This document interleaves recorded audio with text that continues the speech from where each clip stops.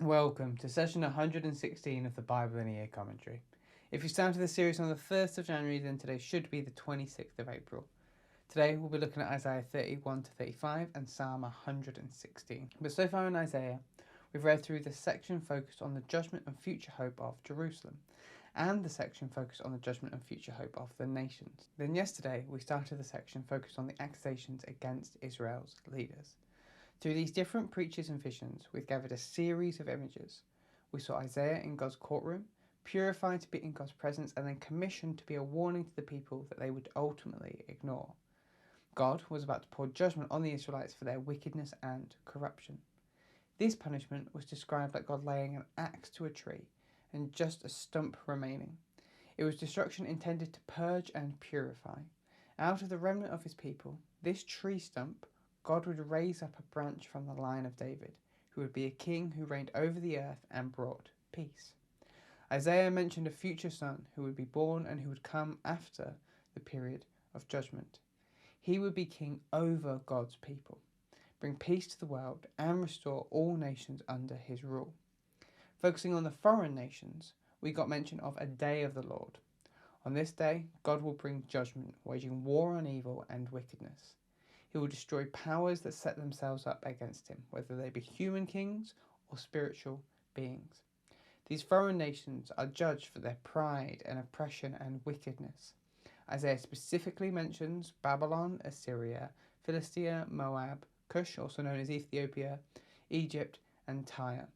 Focusing on Israel's leaders, Isaiah pointed out that the judicial leaders, the priests, and even some of those who claimed to be prophets were proud drunkards who put their trust in their own power and authority rather than God. They ignored God's principles and teachings while paying him lip service.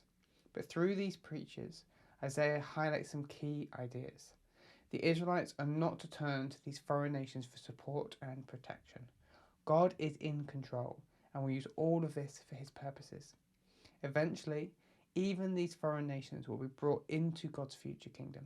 In that time, all people will celebrate, feast, and worship God, led by a king who will bring peace and flourishing. But let's jump in with today's reading, Isaiah 31 to 35. Yesterday, we read how God challenged the things the Israelites had been putting their trust in. He challenged the leaders in the northern kingdom of Israel and the priests in the southern kingdom of Judah for leading his people poorly. He then challenged their trust in Egypt to save them, when they should put their trust in him. We continue on with that thought today. Once again, Isaiah calls out the people for trusting in the strength of Egypt and their horses, rather than God. He points out that the Egyptians are just men, and that God needs only to stretch out his hand and they would fall and perish. God, however, is strong and mighty to protect his people. Isaiah then prophesies that Assyria, the Israelites' biggest threat at the time, won't fall because of human swords and strength. They will fall because of God's might. Isaiah then turns to a future hope of a king that will rule with righteousness and justice. Under this king, people will see and hear. They will understand the things of God. Isaiah points out that while fools are often considered nobles and scoundrels often get away with their evil and appear good, under this new king that will not be the case. Those people will be removed, and those who are truly noble will be exalted.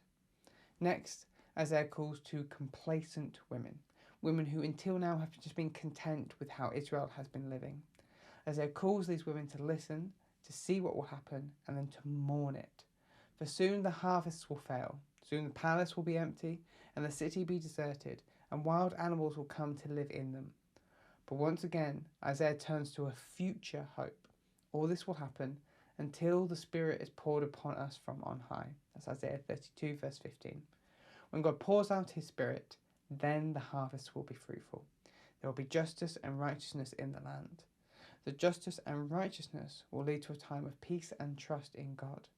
Isaiah is trying to lay out a clear roadmap of what will happen in the future and provide the people hope so that when they see it all happening, they will put their trust in God.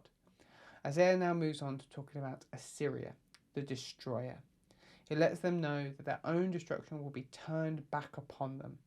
He then calls on God to be gracious and rescue his people. Isaiah puts his confidence in God, declaring his strength and his ability to bring righteousness, justice, and peace.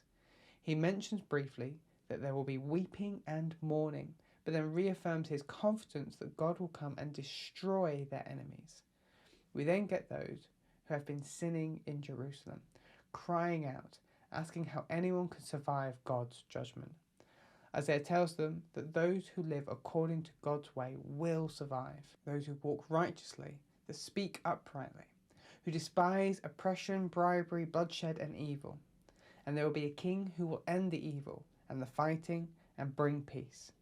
Having finished challenging the different things that the people have been putting their trust in, Isaiah then doubles down on putting your trust in God.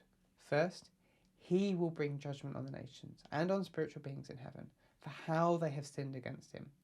He will attack them with the sword and bring devastation to the land. Isaiah notes that just as it is written down here, it will happen. Nothing will be missed. But after all that is done, God will restore all things to himself. He will transform the wilderness to a prosperous land. He will strengthen the weak, open the eyes of the blind and the ears of the deaf. Those who could not walk will leap about, and those who could not speak will sing for joy. God will make a highway so that all people who choose holiness can return to him.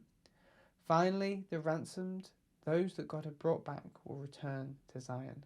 God's restored holy city, and there will be everlasting joy. That's Isaiah 31 to 35. Now let's jump in with Psalm 116. This psalm isn't attributed to anyone in particular and falls into the category of thanksgiving psalm. Here's a summary of the structure, but I would recommend checking out the written version of this commentary in the description to see the structure properly for yourself. We start with verses 1 to 4, I love the Lord. Verses 5 to 11, the Lord is a righteous and merciful deliverer. And then verses 12 to 19, how can I repay the Lord? The psalmist opens with the declaration, I love the Lord because he has heard my voice. The Lord is the one who heard the psalmist in their darkest moment. When it felt like death was upon them, it was to the Lord the psalmist cried out. The Lord is gracious, righteous, and merciful. He protects and rescues his people, dealing with them generously. It was the Lord that delivered the psalmist from death and from weeping. Now, even when the psalmist is going through difficult times, they trust in the Lord before anyone else. This causes the psalmist to begin to wonder, how could they ever repay the Lord for all that he has done? All they can do is to hold on. This causes the psalmist to begin to wonder, how could they ever repay the Lord for what he has done? All they can do is to hold on to God's salvation and call on his name. The psalmist will seek to stay true to all that they say they will do before the Lord. They are the Lord's servant and will offer sacrifices of thanksgiving to the Lord. They will do all this in the presence of God and others. This psalm is the natural response of someone who has been blessed and saved by the Lord.